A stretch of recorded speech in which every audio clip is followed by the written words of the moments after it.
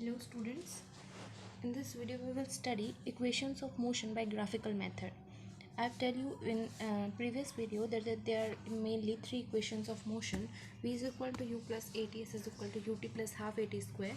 V square minus u square equal to 2as. इससे पहले हमने distance time graph पढ़ा है, velocity time graph, and now we will do these equations to plot the graphs. Okay.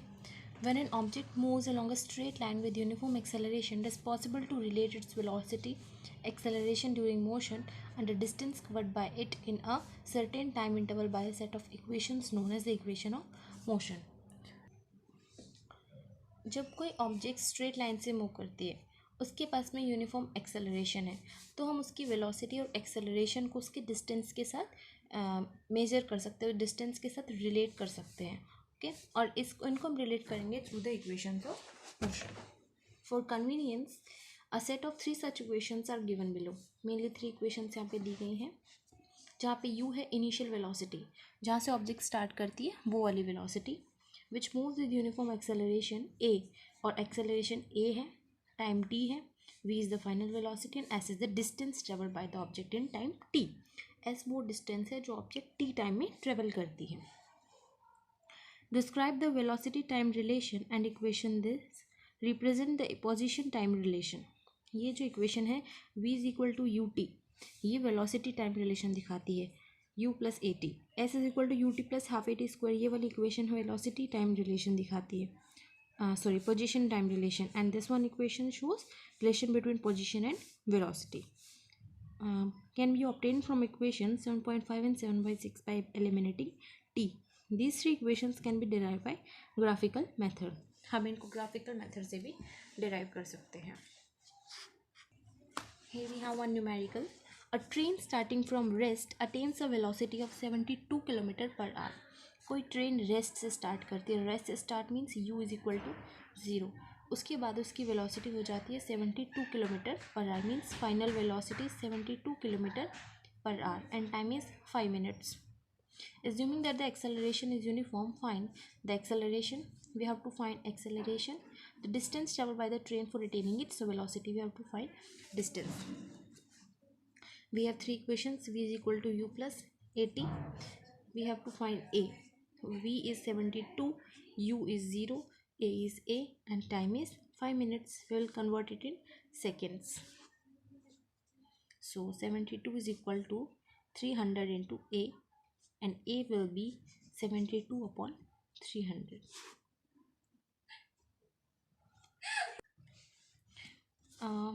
यहाँ पे जो velocity थी 72 किलोमीटर पर आवर, हम इसको लेंगे,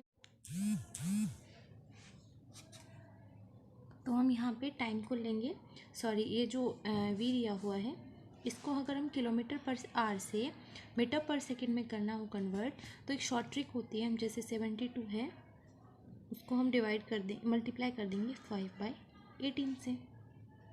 ठीक है, इसको कट करेंगे तो 4, 5 4 20. अगर आपको मीटर पर सेकंड से किलोमीटर पर आवर में करना है तो उसके लिए एक ट्रिक होती है 18/5 से डिवाइड करना, मल्टीप्लाई करना है. ठीक है, ये आ गया. उसको हम सिंपली जब सॉल्व करेंगे 72 की जगह हम 20 20 20 1/15 मीटर पर सेकेंड स्क्वायर. ये आ गया हमारा एक्सेलरेशन. दूसरी चीज़ हमें निकालनी थी distance.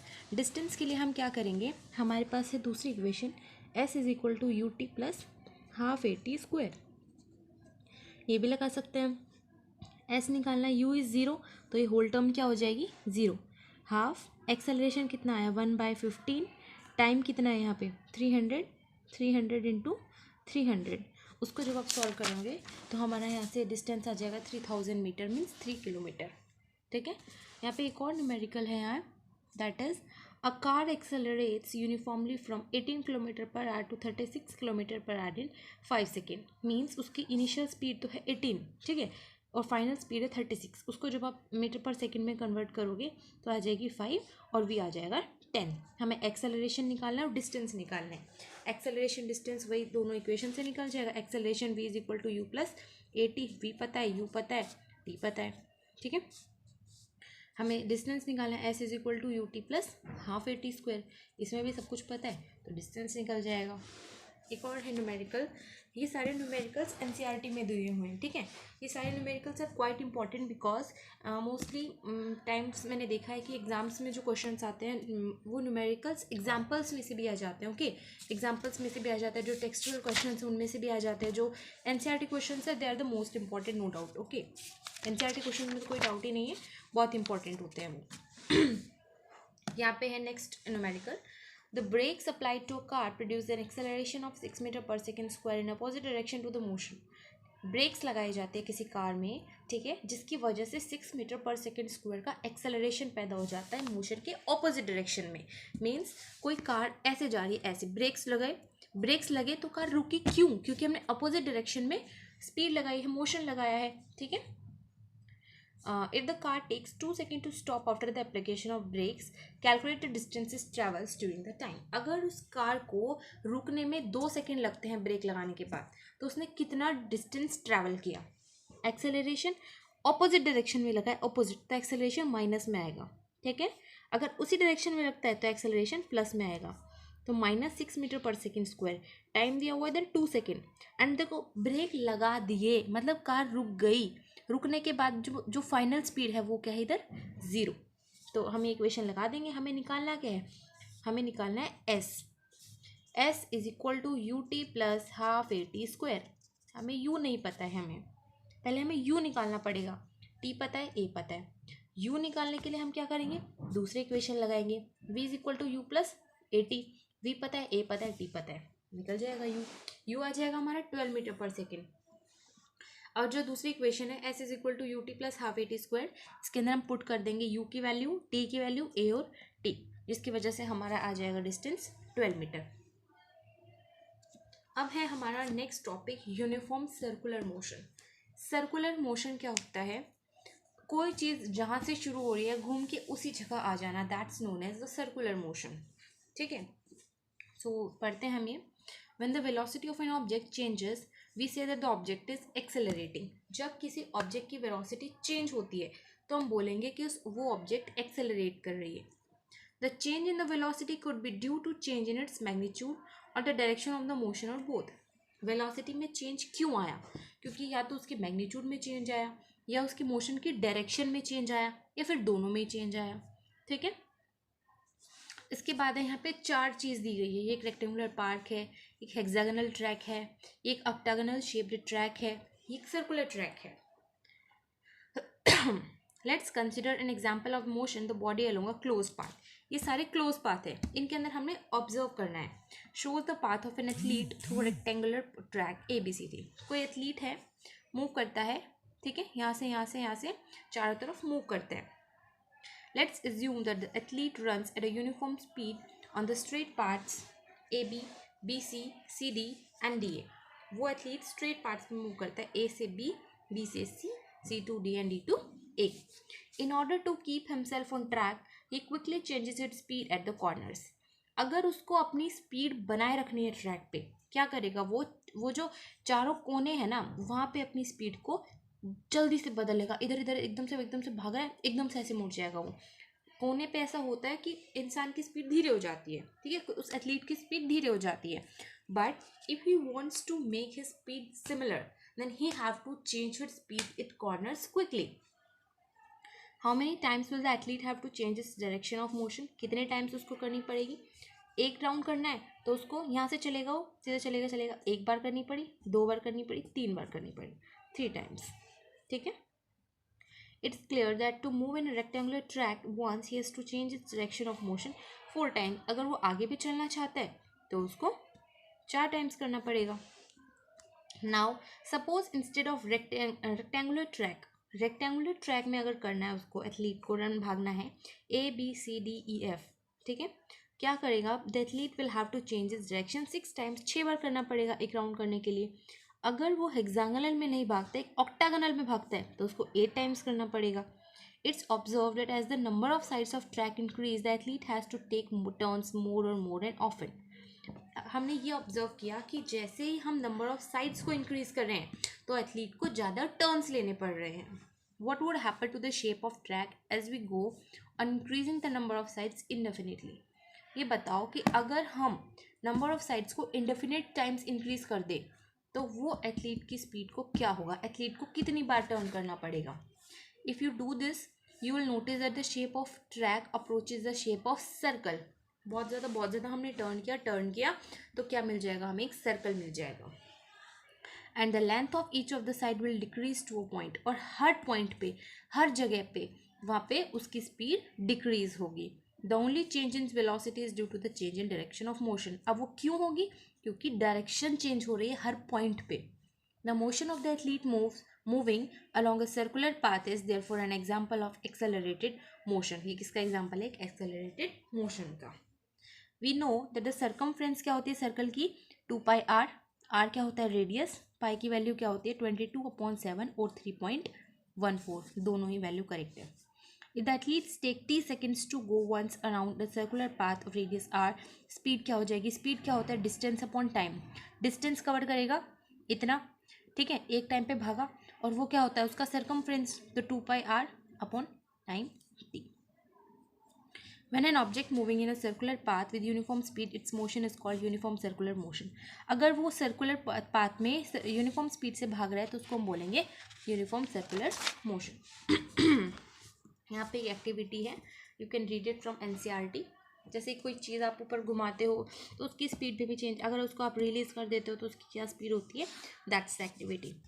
If you carefully note, on being release the stone moves along a straight line tangential to the circular path. Means देखो कोई ऑब्जेक्ट है, उसको हम सर्कुलर पाथ में घुमा रहे यहाँ पे छोड़ दिया हमने उसको, तो कहाँ जाएगी, यहाँ तो आके नहीं गिरेगी, वो यहाँ से आके यहाँ गिरेगी.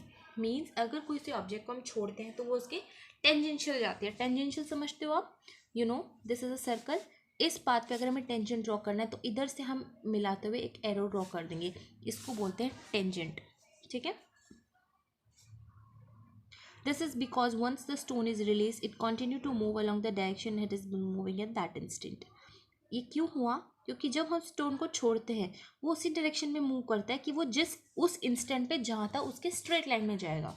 This shows that the direction of motion changed at every point when the stone was moving along a circular path. जिसकी वजह से हमें पता चलता है जब वो स्टोन सर्कुलर पाथ में मूव कर रहा था तब उसकी डायरेक्शन हर पॉइंट पे चेंज हुई थी. When an athlete throws a hammer or a discus in a sports meet, he or she holds the hammer or the discus in his or her hand and gives it a circular motion by rotating his or her own body. इससे पता चलता है कि जब कोई athlete कोई hammer throw करता है, डिस्कस करता है, थ्रो करता है, तो वो उस हैमर को, डिस्कस को अपने हैंड में पकड़े रखता है, रोटेट करता है और अपनी पूरी बॉडी को भी रोटेट करता है. Once released in the desired direction, as the hammer or discus moves in the direction in which it was moving at the time it was released. एक बार अगर उसने छोड़ दिया वो, ठीक है, वो अपनी डिजायर जिस डायरेक्शन में छोड़ना चाहता है तो कहाँ जाएगा, वो उस इंस्टेंट पे उसने जहाँ से छोड़ी है उसके स्ट्रेट पाथ में जाएगा. Just like the piece of stone in the activity described above. There are many more familiar examples of objects moving under uniform circular motion. इसके अलावा और भी फैमिलियर एग्जाम्पल्स हैं सर्कुलर मोशन के, जैसे कि motion of the moon and the earth. Moon और अर्थ एक यूनिफॉर्मली मूव करती है, सेम स्पीड से करती है. A satellite in a circular orbit around the earth. Earth के चारों तरफ अगर कोई सैटेलाइट मूव करती है वो. Cyclist on a circular track at a constant speed and so on. ये सारे एग्जाम्पल्स हैं यूनिफॉर्म सर्कुलर मोशन के. ठीक है, तो यहाँ पे ये चैप्टर कंप्लीट होता है. इससे बाद वाले वीडियो में हम इस चैप्टर के सारे NCERT क्वेश्चंस कवर करेंगे. इस चैप्टर में 10 NCERT क्वेश्चंस है, ये नई वाली NCERT है. ठीक है, 10 NCERT क्वेश्चंस तो वहाँ पे हैं, 5 टेक्सचुअल क्वेश्चंस यहाँ पे हैं, and there are so many examples you can learn it from NCERT. ठीक है, डेफिनेटली आप उनको कवर करना.